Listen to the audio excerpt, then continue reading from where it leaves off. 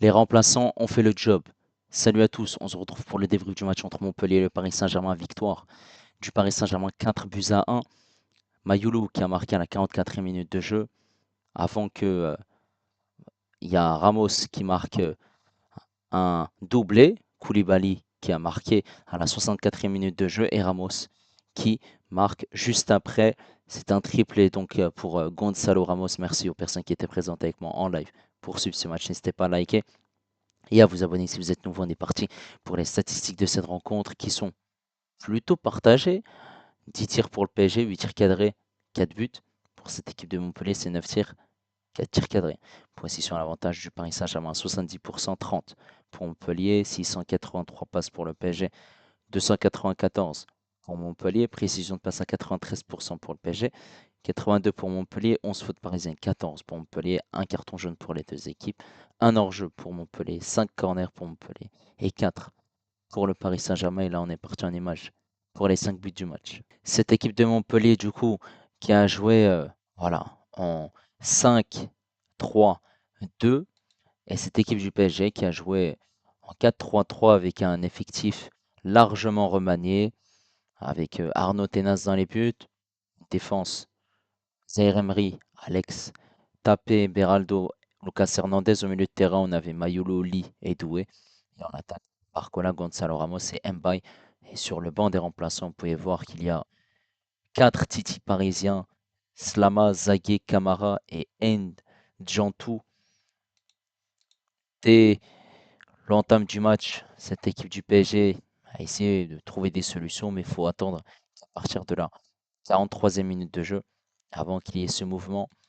Et cette accélération de Mayoulou qui va faire la passe à Zaïre Emery, qui va être touché par un Montpellierin. Le ballon revient dans cette surface de réparation pour Mayoulou qui frappe, qui marque, qui surprend le portier montpellierin. Le compte, ça fait 1-0 pour cette équipe du Paris Saint-Germain. La joie de Mayoulou, cette équipe du PSG qui mène avant la pause. Ensuite, on a l'accélération de Doué qui va servir Mbaye. Voilà, dans la bonne zone. Mbaye qui ne se pose pas de questions, qui centre.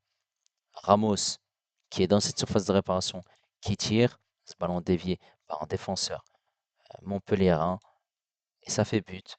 Le compte est battu, ça fait 2-0 pour le PSG. Ensuite, il y aura un penalty provoqué par Désiré Doué sur une faute de Jordan Ferry. Au moment où Désiré Doué veut frapper, Jordan Ferry met son pied. Penalty logique. Carton jaune pour Jordan Ferry. Gonzalo Ramos qui est chargé de le tirer, qu'il convertit. C'est un doublé pour Ramos. Et ça fait 3-0 pour cette équipe du Paris Saint-Germain. Ensuite, 73e minute de jeu, cette équipe de Montpellier va se projeter, va accélérer. Koulibaly qui va être face à Beraldo. Et Koulibaly va dribbler, faire un passement de jambe. Et vous voyez Beraldo, il est parti de l'autre côté. Et ensuite, Koulibaly n'a plus qu'à frapper, marquer, ce qui fait 3-1. Dès l'engagement, eh ben, cette équipe du PSG ne va pas tarder à mettre un autre but juste derrière. Arnaud Tenas, la relance directement sur Ramos, le crochet de Ramos. Et ensuite, il va pouvoir tirer, frapper un magnifique but, barre transversale. Le compte est battu, c'est un triplé pour Gonzalo Ramos et c'est un score assez large. 4-1, cette équipe du PSG qui s'est bien repris après ses deux défaites en Ligue 1 contre Nice et Strasbourg. C'était compliqué le début de rencontre pour le Paris Saint-Germain parce que cette équipe avait la possession, avait le monopole du ballon, mais n'arrivait pas forcément avec ses remplaçants à trouver des solutions. Offensivement, voilà, c'était plutôt compliqué, beaucoup de déchets techniques. Voilà, l'entame de match n'a pas été au top. Petit à petit, cette équipe du PSG prend l'ascendant sur cette rencontre, domine cette première mi-temps, clairement, malgré qu'il n'y ait pas énormément d'occasions concrètes. Voilà, c'était plutôt mitigé, hein, malgré que Mayoulou marque un magnifique but. Sinon, on serait rentré au vestiaire avec ce score de 0-0. Dès le retour des vestiaires, par contre, on a vu un autre visage du Paris Saint-Germain. Quand on vient directement un penalty, forcément, bah, ce n'est pas du tout la même mi-temps parce que Ramos le convertit.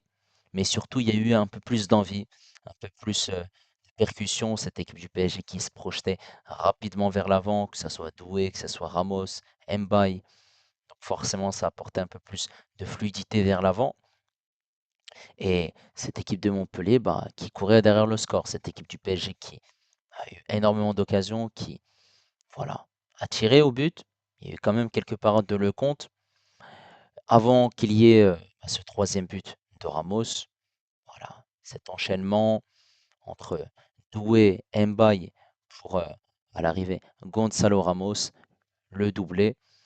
Et forcément, bah, on a du coup une équipe de Montpellier qui essaie de réduire l'écart, de essayer de revenir au score, mais surtout marquer un but. Forcément, voilà, ça a été plutôt compliqué pour eux parce que bah, ils n'ont pas eu énormément d'occasions avant que Koulibaly marque. Voilà, ce but magnifique. Et juste derrière, il y a ce but de Ramos sur une passe décisive du gardien Arnaud Tenas. Voilà, ensuite il y a eu des changements. Cette équipe du PSG aurait pu même marquer d'autres buts en fin de rencontre. Clairement, cette équipe de Montpellier a baissé le pied en deuxième mi-temps, contrairement à la première mi-temps où ils ont été plutôt intéressants. Même si dans cette fin de match, les entrées de Casery et Savanier ont été plutôt bonnes. Après, globalement, même si pas les cadres côté parisien, on voit qu'il y a une grosse domination de cette équipe parisienne et ce qui est tout à fait logique. Deux équipes qui n'ont plus rien à jouer, les qui est relégué en Ligue 2 et le PSG qui est déjà champion de France. Bon, maintenant on va parler de la prestation des Parisiens. On va commencer par Arnaud Tenas. Arnaud Tenas qui encaisse un but, mais qui a été plutôt très fort globalement dans cette rencontre parce qu'il a fait quand même des arrêts. Hein. Il ne faut pas le sous-estimer. Il a fait une passe décisive aussi pour Gonzalo Ramos. Il aurait pu même mettre une deuxième. Voilà, intéressant. Il y a eu une petite frayeur à un moment donné lorsqu'il avait fait deux arrêts. Mais sinon, c'était plutôt bon. Voilà. Pas eu une bourde. Ça a été plutôt rassurant. Maintenant, Zaïre Emery qui était sur ce côté droit, mais c'était plus un milieu de terrain et c'était plus une défense à trois côté parisienne, puisque le PSG avait possession de balle. Les Zaïre Emery au milieu de terrain, il a récupéré des ballons, il passe vers l'avant. Il a essayé aussi de servir ses coéquipiers. Il a mis de l'intensité en tout cas dans son jeu. Bravo. Cette charnière centrale tapée Beraldo n'a pas été du tout rassurante, surtout Beraldo qui, voilà, dans les duels, dans l'agressivité, a été mauvais, notamment sur ce but de Montpellier où il se fait balader sur deux-trois dribbles. Ça a été insuffisant. Beaucoup de déchets techniques aussi. Mise en difficulté lorsque cette équipe de Montpellier jouait en transition et en contre-attaque. Voilà, il est passé à côté de son match. Tapé, il y a eu du bon et du moins bon. Au niveau de la relance, c'était plutôt intéressant. Sur certains duels, c'était plutôt pas mal, mais il y avait quand même de l'espace qui était laissé hein, dans le dos de Tapé lorsque cette équipe de Montpellier jouait. Et forcément, vu que cette équipe de Montpellier était faible, bah, elle n'a pas su profiter des quelques erreurs défensives du PSG. Côté gauche, Hernandez, voilà, il n'a pas fait un match correct. Il jouait vers l'avant, il a fait son travail défensif. Offensivement, on ne l'a pas vraiment vu. Voilà, il a récupéré des ballons, il a fait son taf défensif. Ça a été plutôt intéressant.